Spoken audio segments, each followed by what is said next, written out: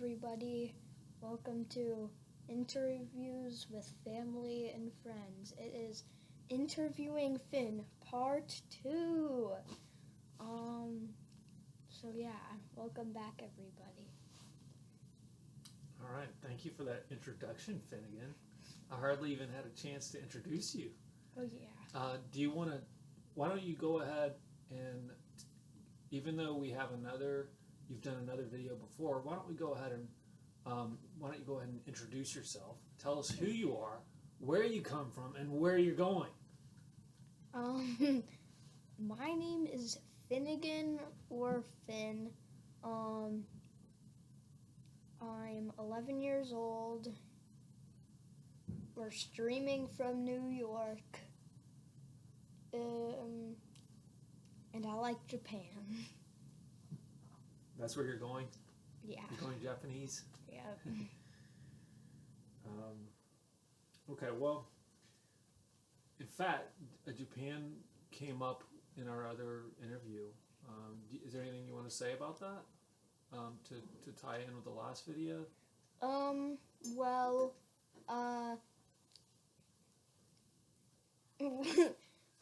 A few months after we talked about Godzilla came to Fortnite. I'm not going to talk about that because that has nothing to do with what we're going to talk about, but maybe. It's okay, you can talk about it. If you enjoy it.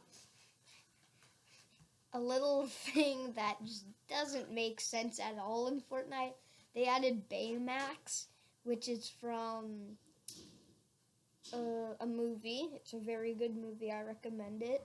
It's about this boy whose brother died, and the only thing remaining from the brother was this robot.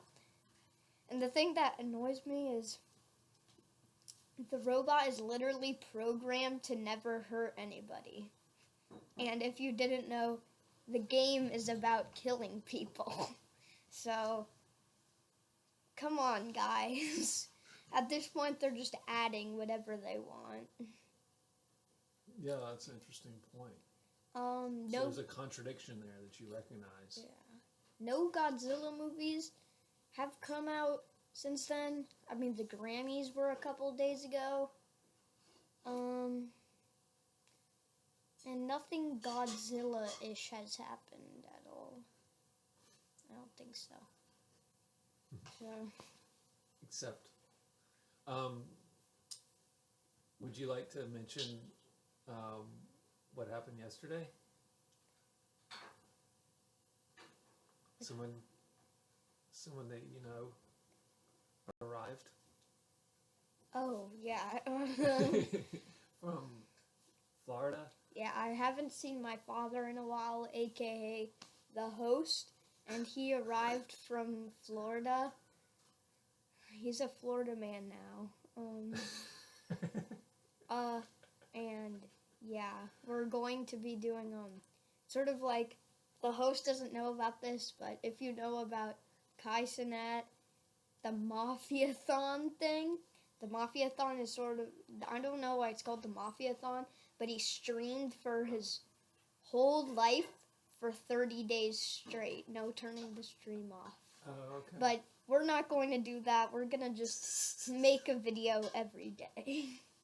And do you think that you could give a shout out to Suze Nellis for helping with the gift that you got? Yeah, I got some cool gifts, which are like crystals and fossils. And yeah, Suze Nellis, shout out to Suze Nellis. And okay, and yeah, shout out if you're seeing this. I bet she will. All right. Well, Finn, that was actually a really cool intro. That was amazing. That was super cool. I mean, I like how you just picked up with Godzilla and ran with it. So if there's anything else you want to say about Godzilla, we're all ears. Or what was the robot? What's it called? Baymax. Baymax.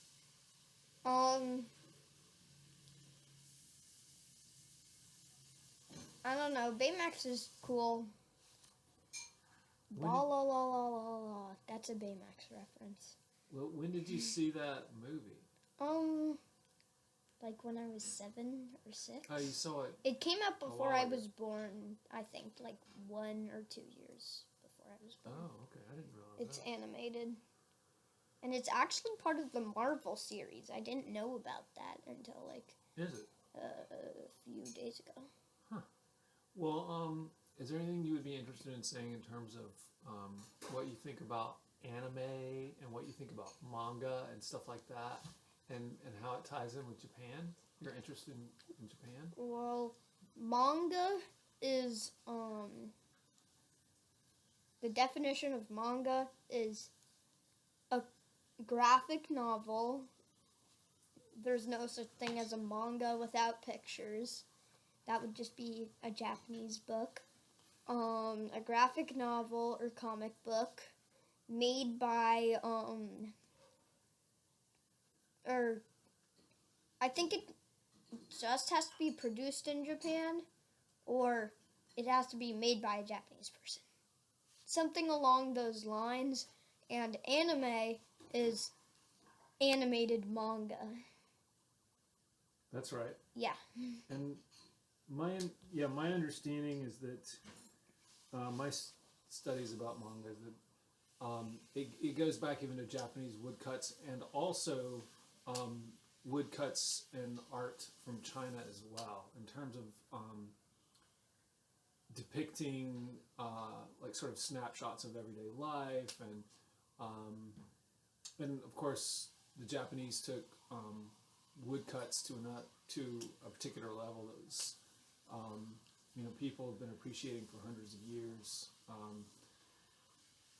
and so there's sort of those are kind of like the predecessors in many ways, like even just could be depictions of everyday life, it could be depictions of ceremony or royalty or of a war or battle or something like that, and so a lot of these woodcuts are very colorful and they're really very graphic, and they're almost like photographs.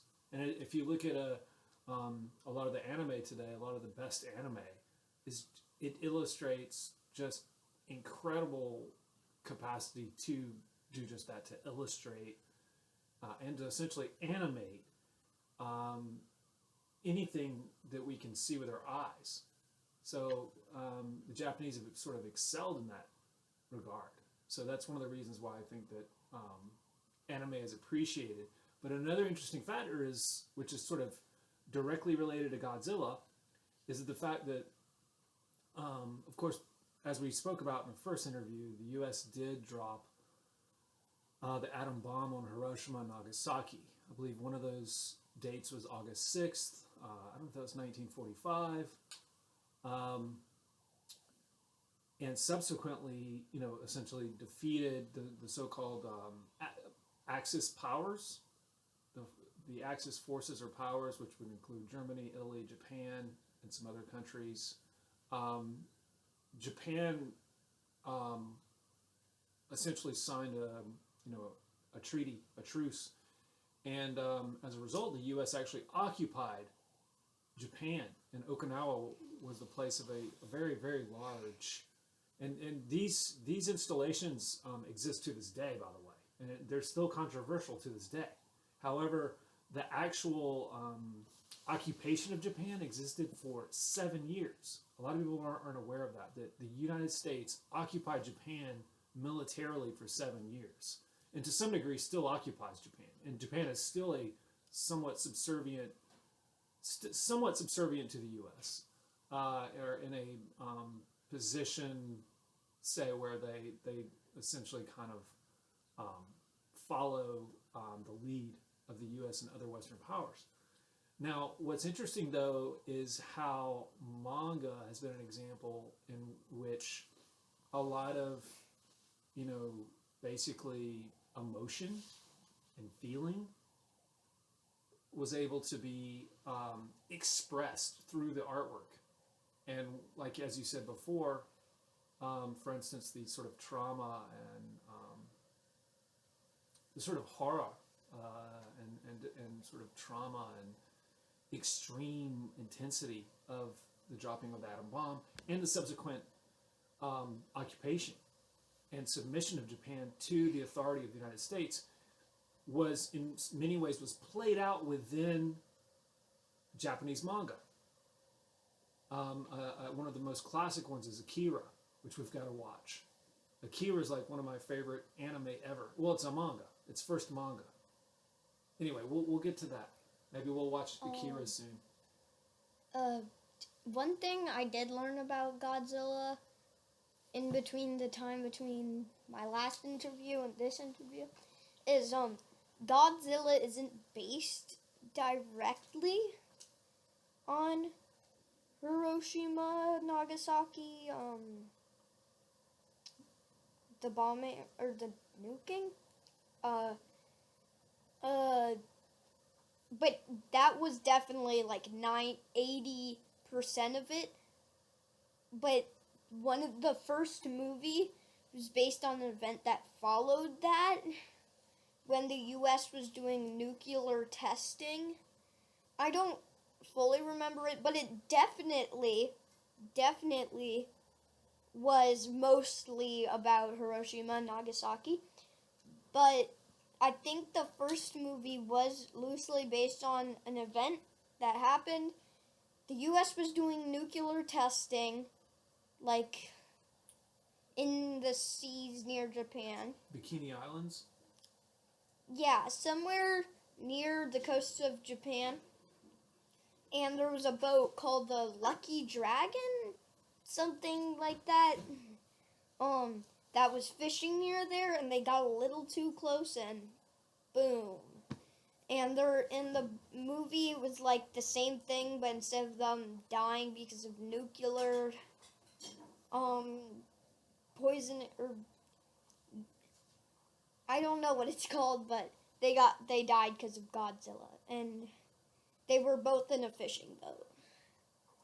But I think the later movies were all like Hiroshima, Nagasaki, but my theory still works because it was the U.S.'s fault they died. So my theory works either way. No, that's fascinating, Finnegan. I didn't even know about the Lucky Dragon. I remember that vaguely, I think, from many, many years ago, but I didn't. That's really interesting. We should research that some more, but that's very fascinating. But yeah, I think what I was suggesting was that all of these events, these very real, visceral, physical events, which are, can be traumatic, intense, horrible, people died. Nonetheless, they essentially create these sort of unresolved conflicts, say that perhaps, emotionally or mentally unresolved, and that they get resolved. Maybe they don't get totally resolved, but they essentially are expressed, and that's part of the healing process of expressing this trauma through the art, through the artwork.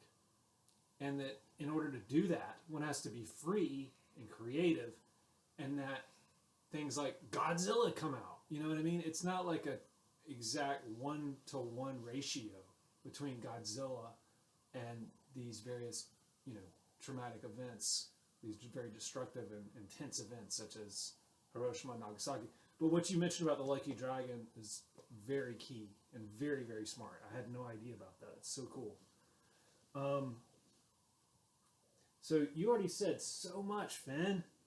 See, you're trying to convince me you didn't know what to say, but you've already blown my mind. So now what? Well, I sort of wanted to talk about the effects of Hiroshima and Nagasaki besides Godzilla. So there's a lot of differences. So the first difference is the flag. It went from a sort of sun shape. I think it was basically the same, except they got rid of the little sun things. The rays, when like a children's drawing the sun in the corner with the little lines coming out of it.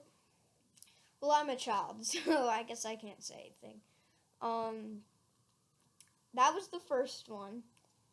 That one wasn't really that crazy, but in a lot of memes, this is also one, is because it came from like a fierce samurai country.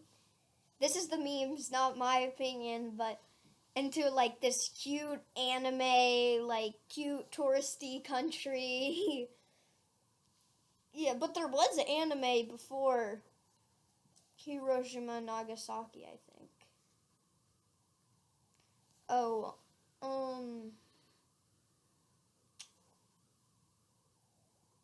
uh, that's only the two I can really think of, but So the flag changed, yes, the flag changed. and at first it had sun rays. Yeah, it had sun rays coming out of it, but now it's just a red circle in the middle of it. Okay.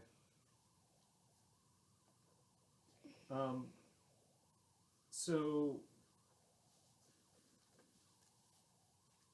is there anything about? Well, first of all, do you want to say do you want to say where you are? Where you said we're streaming from New York. Do you want to say? Oh, okay. I mean, you can say that it's snowing outside. Yeah, we have the like second to last most mild weather warning. Like the snow doesn't even cover the ground, and it's supposed to be 2 to 3 inches, but I don't think it's even 1 inch. The Canadians are laughing at us, aren't they? Yeah. And the Alaskans. Well, so you didn't have to go to school today, is what you're insinuating. We forgot to mention that. And so all you did was like read and study and research all day long. It was incredible. I've never seen a child work so hard at school, even when even when school is canceled. Incredible. So, what about?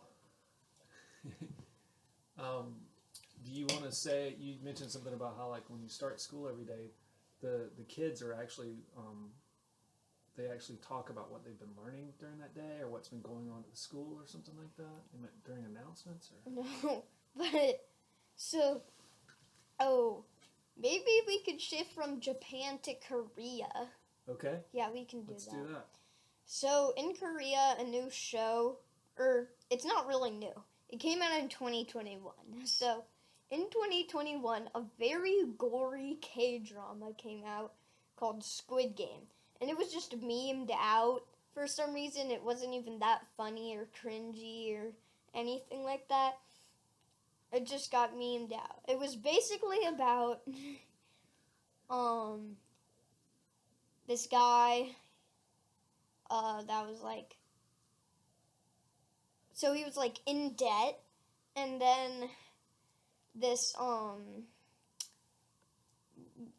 Is this supposed to be in like a dystopian future? No. No? Okay. It's supposed to be in modern Korea, I think, and he was contemporary.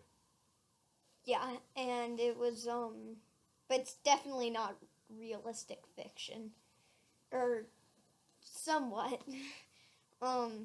And some like salesman comes and like he's like, and they play Doki or Doki. I'm really sorry if I'm mispronouncing that. Which is a Korean children's game. I'm not really educated on this sort of stuff. Japan's my thing, not Korea. And they like play it, and if you lose, you get slapped for some reason. It's confusing. And then and you get money if you do win, and like, this isn't the actual plot, this is just the beginning, and he keeps losing, and he's like, oh my god. So before he goes, the salesman is like, take this card if you want money. So it's like a little business card with like a triangle, a circle, and a square. So he like calls that number, or texts it, something like that, and then a car pulls up. He like goes into the car, and it just fills with gas. He has a daughter, by the way. He wakes up in this tracksuit. I haven't watched it, so I have no idea if I'm missing any key points, but he wakes up in this tracksuit. And it's like, oh my god, where am I? And it's like this giant big room with tons of stacked beds where they're supposed to sleep on.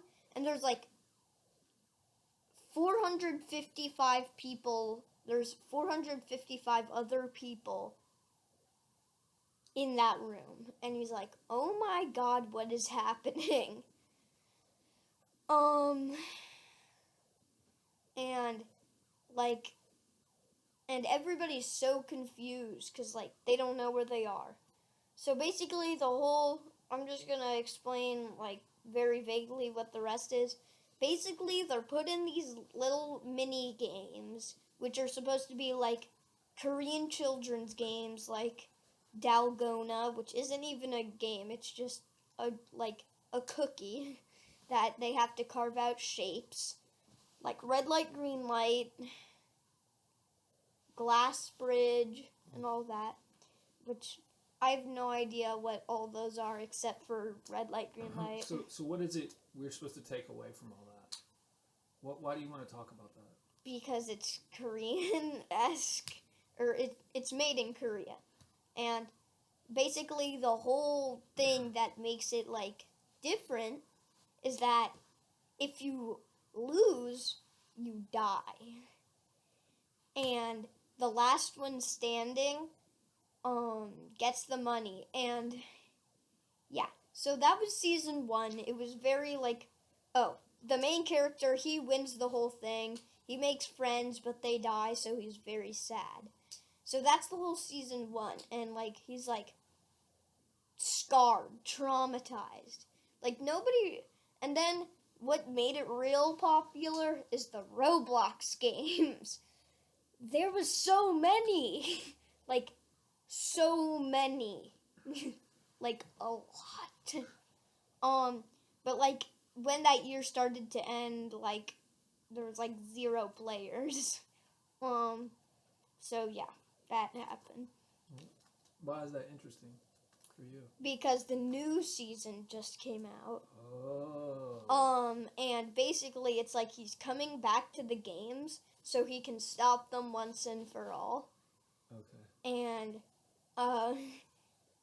instead of being memed out, like everybody thinks it's so cool now, even though they were the ones that were like, "Oh, it's so stupid." But now they think it's cool apparently. What, you mean in the show, or you mean in real life? In real life, everybody's like, "Oh, they're so stupid." The game, but now they think it's awesome.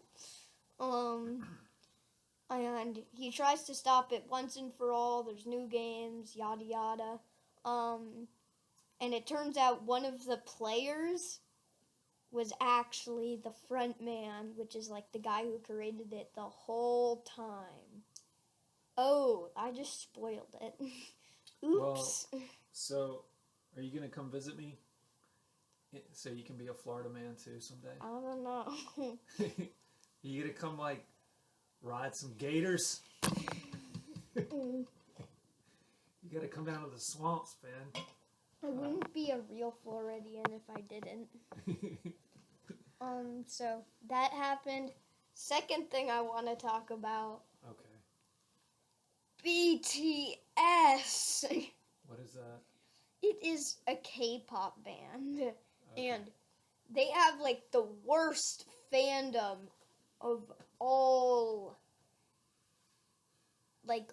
bands you can think of. This isn't very recent, but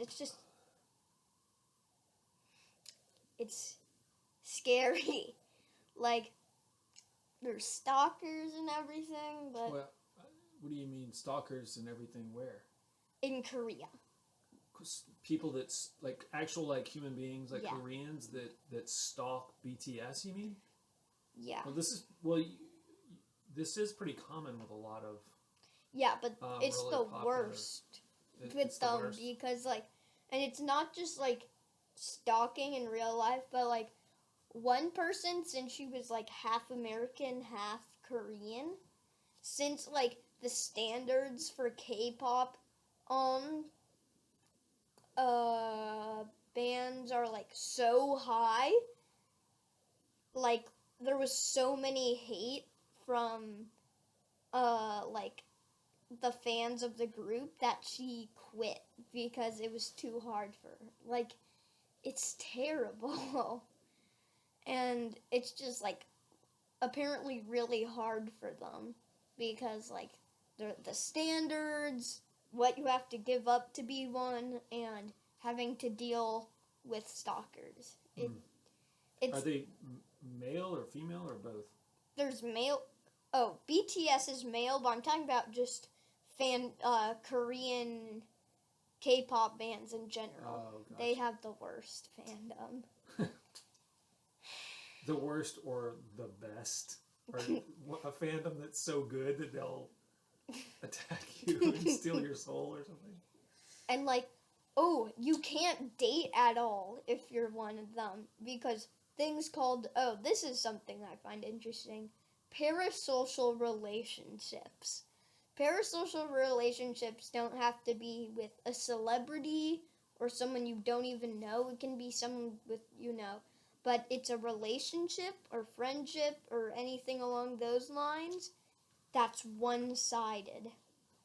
So like, it's sort of like that's basically what you can sum up any fandom with. Parasocial relationship. Sort of like, for an example, like